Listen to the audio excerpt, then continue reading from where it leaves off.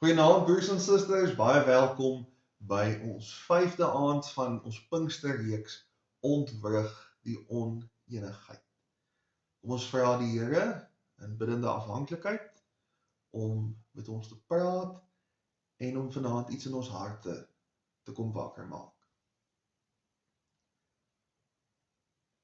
Ons almagtige en drie-enige Here, ons is vanaand voor U as U dienaars. Vader, ons eer U as U kinders.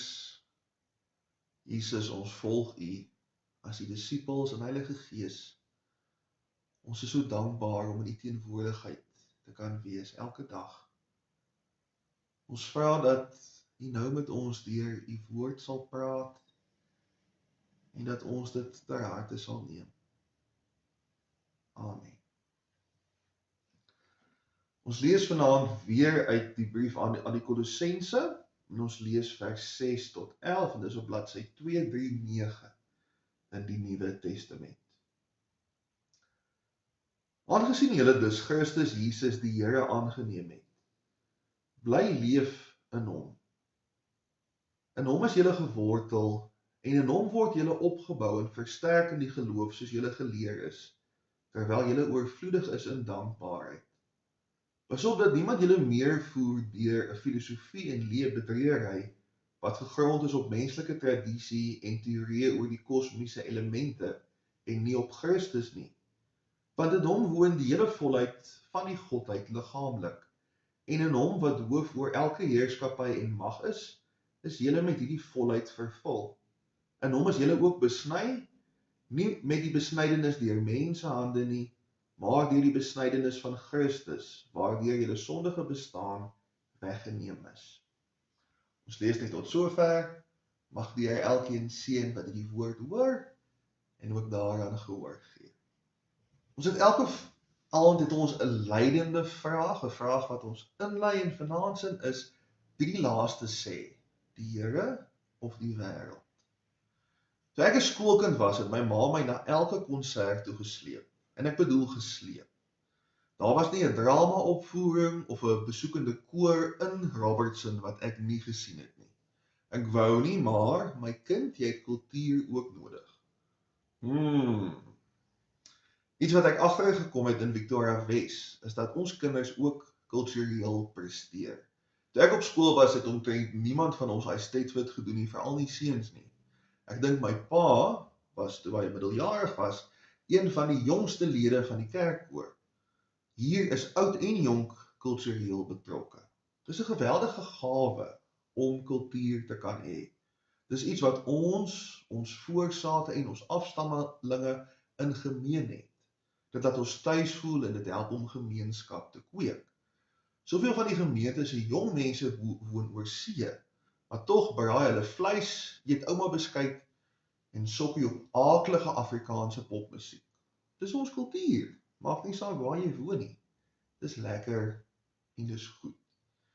Verder kan niemand van ons sê, ons enigste invloed is die Bybel nie. Niemand nie, dis eenvoudig nie waar nie. Wie sê 'n man moet 'n langbroek aantrek vir die erediens? Nie eers in die Nuwe Testament was daar al iets soos 'n broek nie. Ons bestuur dalk geduldig en ons plak visies op ons agterruite, maar niemand in die Bybel het ooit 'n voertuig met brandstof en 'n ratkas bestuur nie. Ek probeer altyd om my selfoon se klank af te skakel as ek by 'n byeenkoms of 'n vergadering is. 'n Verskynsel wat ek hier kom kry het, is dat party mense sommer die foon los in hulle voertuig. Wie bepaal dat ons dit so moet doen?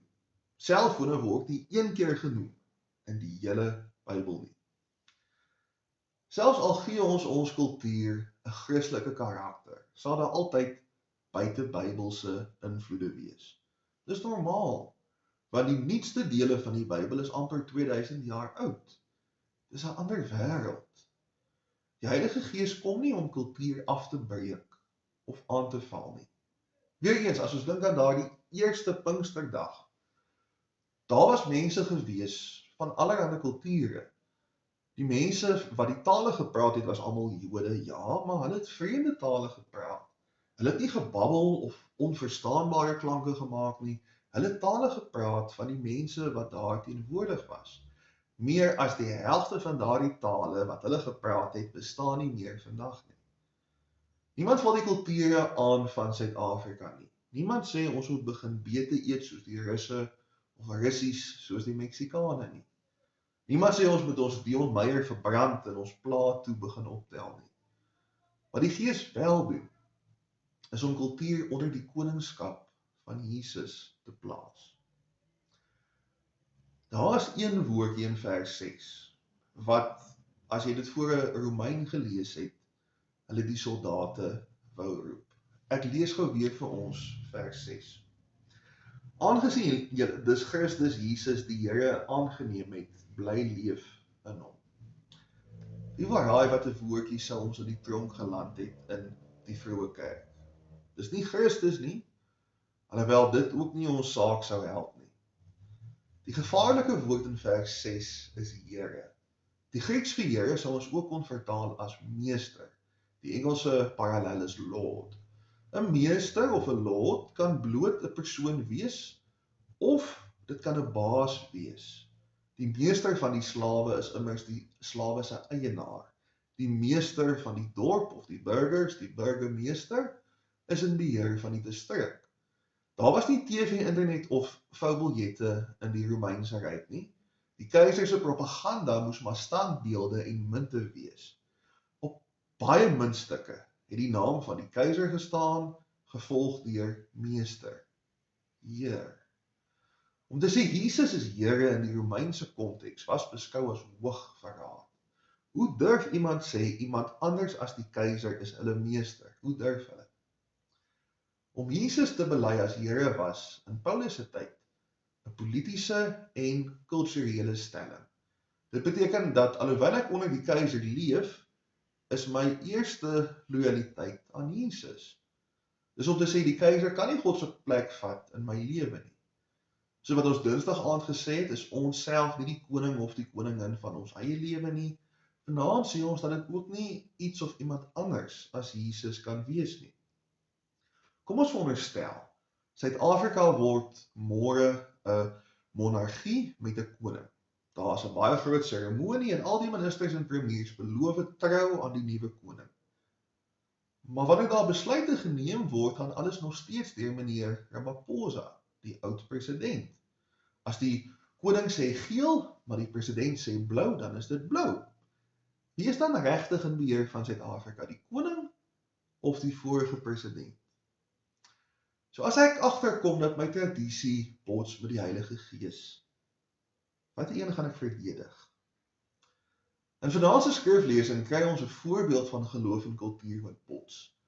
Die Joodse Christene in die vroeë kerk was berig daarvoor dat hulle bekeerlinge eers Joods wou maak voordat hulle Christene kan wees. Voordat jy in Jesus mag glo, moet die mans besny word en almal moet die vark los. Soveel van die briewe wat aan Paulus toegeskryf word, ontmoedig die besnydenis. Dis nie meer nodig nie, want die doop en Jesus is meer werd as die besnydenis en Moses. Kultuur is 'n wonderlike gawe, maar dit kan ons ook gevange hou. Ek praat nou nie net van Afrikaner kultuur nie, maar ook van die wêreldse kultuur. Vir eeue het die Weste gesê, mans mag nie huil nie, jy beter nie huil nie. En dis sommer nog beter as ons geen gevoelens in die eerste plek het nie. Wêreldwyd is die selfdoodsyfer onder mans dubbeld wat dit onder vroue is. Maar Jesus het gehuil toe Lazarus dood is. Petrus het gehuil nadat hy vir Jesus ontken het. Ons dink nie minder van hulle omdat hulle gehuil het nie. Vir eeue en eeue mag vroue nie eers skool gegaan het nie, wat nog te sê geestelike leiers wees. Daar was profetesse in die Ou Testament, vroulike geestelike leiers in die Nuwe Testament. Waar sou hierdie gemeente van Victoria Wes wees, as ons, soos die gereformeerdes, vroue laat stil sit en stil bly? Ek is partykeer bitter ongemaklik, as ek in die tradisie van 'n ander kerkverband kom. Ek is gewoond ek bid in stilte, tensy ek namens die groep voortgaan in gebed. Ek sing uit volle bors, maar met my hande langs my sye. As ek sien dit lyk anders, dan pla dit my, want ek beleef dit as volksvreemd. Nie godsvreemd nie, volksvreemd. En dit sê klaar alles van wat in my kop aangaan as ek dit dink. Dit verklap klaar iets van waar my belange lê. Nie by God nie, maar by die NG manier van doen. Daar's mos niks op dese aarde daarmee verkeerd om jou hande op te lig as jy sing nie. Daar was nog nooit enige reël wat iemand verhoed om te bid nie, al is dit nou saam met jou. As ons iets saam die VGK doen, ken ek baie van die koortjies glad nie. Maar jy leer die wysie en jy ken dit voordat dit klaar is. Jy moet net 'n bietjie wil. Dit maak ons nie slegte mense, Suid-Afrikaners of Afrikaners, as ons Christus eerste stel nie. Dis juist deur die lens van Jesus dat ons eie kultuur kan korrigeer. Ons kan ons tradisie beter maak, sodat dit meer in lyn kan wees met die evangelie. Ons het 'n klomp invloede buite die Bybel wat elke dag met ons praat. Demokrasie, kapitalisme, Afrikaans, Suid-Afrika, Karoo, wetenskap, gesonde verstand. Dit was nog altyd so. Ons skriflesing vra nie van ons om dit nou weg te gooi nie. Al wat dit vra, is dat ons Jesus eerste stel. Wie die laaste sê, die Here of die wêreld, mag ons altyd kan sê, Here Jesus, U alleen. Amen. Ons koning Jesus, ons wil vanaand weer opnuut ons loyaliteit opnuut uitdruk aan U, ons by onsself aan dit wat vir U belangrik is, bo enige ander groepering, enige ander saak wat vir ons na aan die hart lê. Here, ons weet as ons iets of iemand anders in U plek sit, of dit nou onsself is, en of dit iets anders is, dan vervaardig ons eie afgode, en ons wil dit nie doen nie. Ons wil U volg, en ons wil U eer deur ons lewe, bo alles. Amen.